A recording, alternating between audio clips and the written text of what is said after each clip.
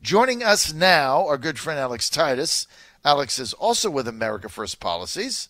Made a good decision there. He's a foreign policy expert focusing mainly on the Middle East, Asia, and Europe. Alex has spent extensive time in the Middle East, traveling to the region.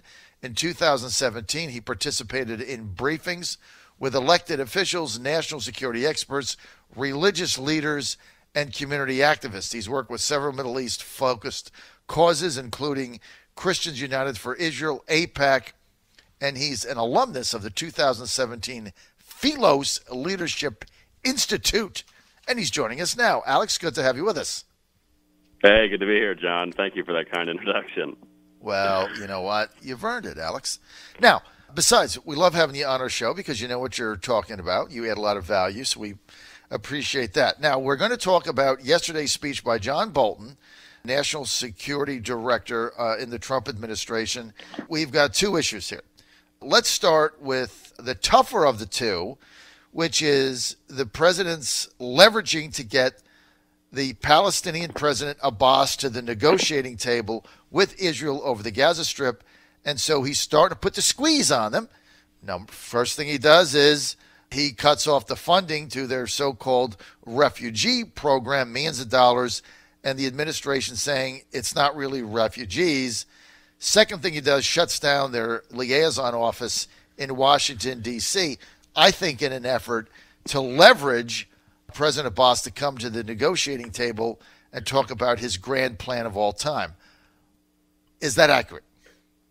Yeah, so just to start with the refugees there, John, you're exactly right. So essentially from 1947 to 1949, which is when Israel had declared its independence, there was approximately 800,000 Palestinian refugees who actually fled the country and sort of the area that was labeled to be a future Palestinian state. Now, that number today sits around 5.3 million, which, I mean, as I'm sure you can imagine, most people think, how did this number get this high? Now, the reason that that's so is because the United Nations Relief and Works Agency, which specifically focuses just on providing aid to Palestinians, labels every descendant of a Palestinian also as a refugee. Now, there's no other refugee in the world that has this classification. It doesn't matter if you're from Iraq. It doesn't matter if you're from Syria, South Sudan, anywhere. No other refugee has this sort of classification. It's just the Palestinians.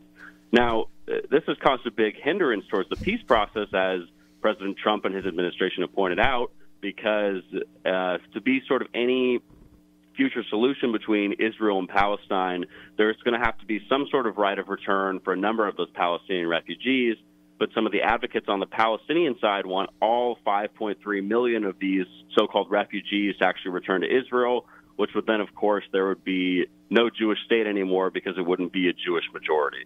So that's also a big problem. And then, as you heard yesterday, the president announced that they would be closing the Palestinian Liberation Organization's D.C. office based off the fact that there was a 2015 congressional mandate which said that essentially if the Palestinians were ever to refer Israel to the International Criminal Court, that they would have to close down this office.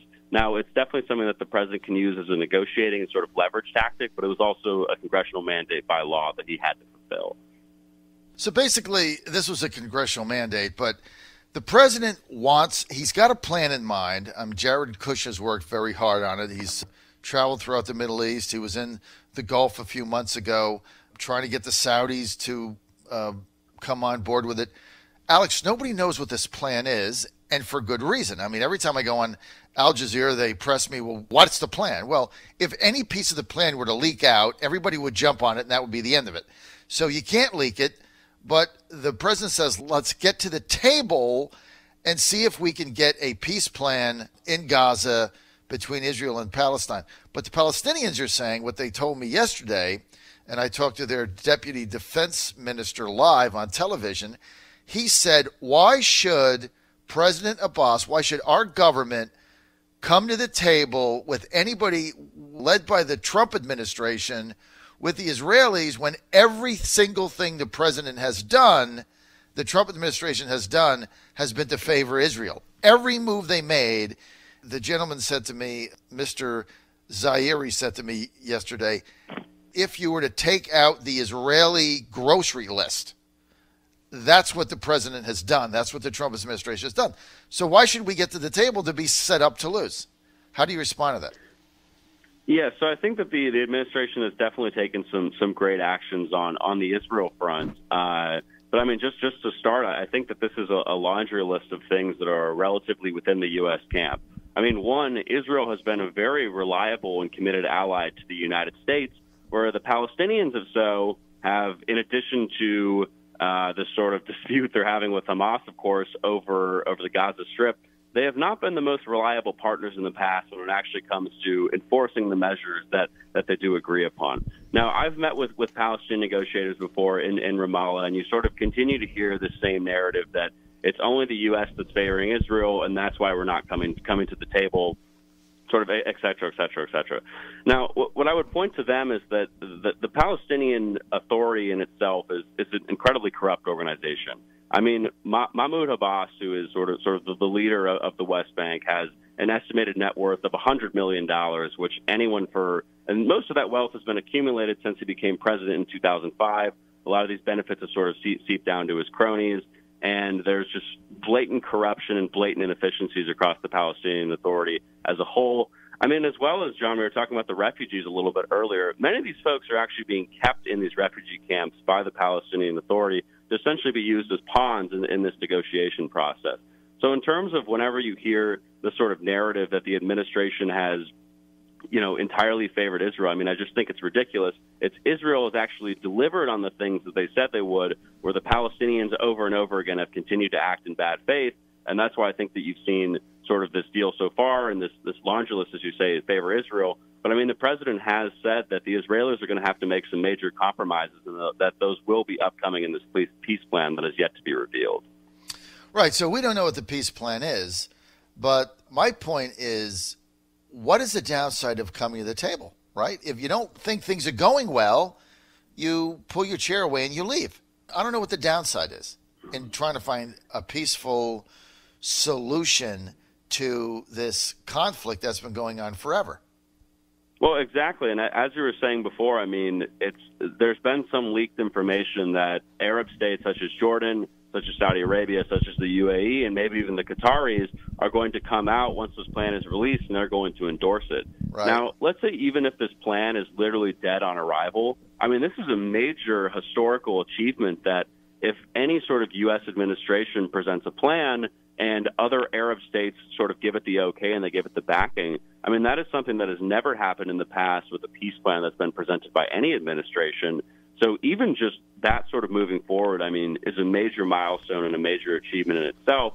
And you're totally right, John. Just not coming to the table and even considering the plan is absolutely ridiculous.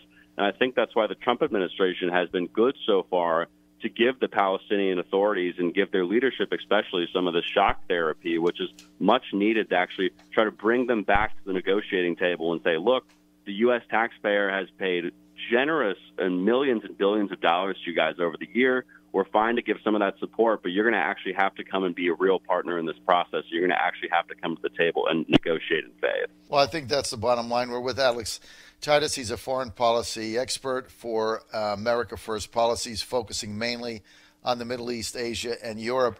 Alex, but I think you're right. If the Palestinians go to the table for the negotiation of the administration's grand peace plan, whatever that might be, and they go there, and as it unfolds, they get Arab support, which I think is going to happen from the states in the Gulf, even though they're in conflict now with a blockade. I think it's very likely you could see the Saudis backing it. I think MBS might back it. The Emirates back it. Bahrain backs it. The Qataris back it, even though they're feuding with each other. They back it. That puts tremendous pressure then on President Abbas to take this seriously, because you can't just walk away from the table saying it's a setup when you've got your Arab brethren backing pieces of this plan. I think that's the ultimate goal here that Jared Kushner is attempting to do, is kind of triangulate Palestine. But the other thing is, we don't know what the plan is. It might be, there's one school of thought, Alex, that says that if it doesn't completely favor Israel, it would be tough for the Israel government to beef when the Trump administration has been very favorable to them over the past 18 months. So they got a lot of chips in the basket, right, Alex? I mean, that's they definitely have a lot of chips in the basket, especially after the president decided to recognize at least somewhat of a portion of Jerusalem as any sort of future, any future Israeli capital in terms of negotiations with the Palestinians, but also the current capital to move to Jerusalem from Tel Aviv, which it was before. And I mean, the Israelis have shown, from right-wing administrations, which is of course what we have with Netanyahu, to some of the more left-wing ones and some of the Labor Party administrations, that they're willing to make some of these tough compromises to be able to come to peace and actually be able to sort of do that. And now I think it was important, John, what you were saying before in terms of with some of these Arab state backings, because countries like Saudi Arabia the U.S. gives the most aid out of any country to the Palestinians. But countries like Saudi Arabia and some of these other Arab states also give a lot of financial support to Mahmoud Abbas, to some of these development infrastructure projects. They help, get food and water into these different countries for some of these refugees and these folks who are suffering. Mm-hmm. And if, in addition to the U.S., which just cut off the aid, if you have some of these other main backers pushing them into that direction, it's going to be really hard for them to just come out and say this plan is dead on arrival, especially if the folks who are also cutting them aid checks are endorsing it. So I think that's going to be hard, but I do think that the Israelis are ready to compromise. They're going to come forward. The Trump administration has delivered definitely on some of their key priorities, especially related to Jerusalem. And I think that they're going to be ready to make peace and support this plan when it does come out. Well, we're going to be following it and see what happens. But I kind of agree with your take on it. And definitely the fear of the Palestinians going to the table is that a number of Arab states endorse the plan, and that really puts President Abbas in a box. And we'll see how that plays out. Now, let me ask you this. Let's go to the ICC. John Bolton yesterday laying out a speech and saying, we never signed it. Senate never ratified it. We're not a part of it. We didn't endorse it. 2/3 of the world has nothing to do with it. We're not going to abide by any of the rules. We're not going to give up our sovereignty to some international tribunal. You can forget that. And basically the thing just needs to die in the vine. Your reaction? Yeah, I mean, I would say that John Bolton is absolutely right here. And you are right that even though the U.S. did sign on to this, I think right before Bill Clinton gave over the presidency to George Bush, the Senate never ratified it. So the treaty, of course, does not count towards the U.S. because it was not ratified by the Senate. Now, we heard yesterday from John Bolton that the ICC wants to potentially investigate crimes that Americans had taken against prisoners while they were in Afghanistan. And one, I mean, I think that's just absolutely ridiculous with some of these standards that folks are coming out and comparing yesterday. John, they list this sort of laundry list of countries. They say, even Afghanistan is signed on to this and they've ratified it. And, why won't the U.S. do it? I mean, making the comparison of a country like the United States, which for its military, special forces, anything, has some of the highest standards by which it holds its soldiers to a corrupt country like Afghanistan or, somewhere else, is absolutely ridiculous. And John Bolton, you're absolutely right, John. We're not going to give up our sovereignty to this court. We're not going to put our soldiers in line for these laws, which American citizens never had the opportunity to vote on or never had the opportunity to actually look over. We're not going to give up our sovereignty. Our guys are much better than that, and if we have problems within our own ranks, we can prosecute that through military courts. To be subject to the findings and criminal prosecution of an international court that has no jurisdiction over U.S. sovereignty, one, makes little sense. That's why the Senate never ratified it. But the other thing, Alex, is this is counter to President Trump's America First agenda, which the president believes in putting Americans first, not subjecting them to the whims of some foreign international entity with no jurisdiction. It is also consistent with the president's worldview that countries matter, borders matter, the United States matters, and so sovereignty matters.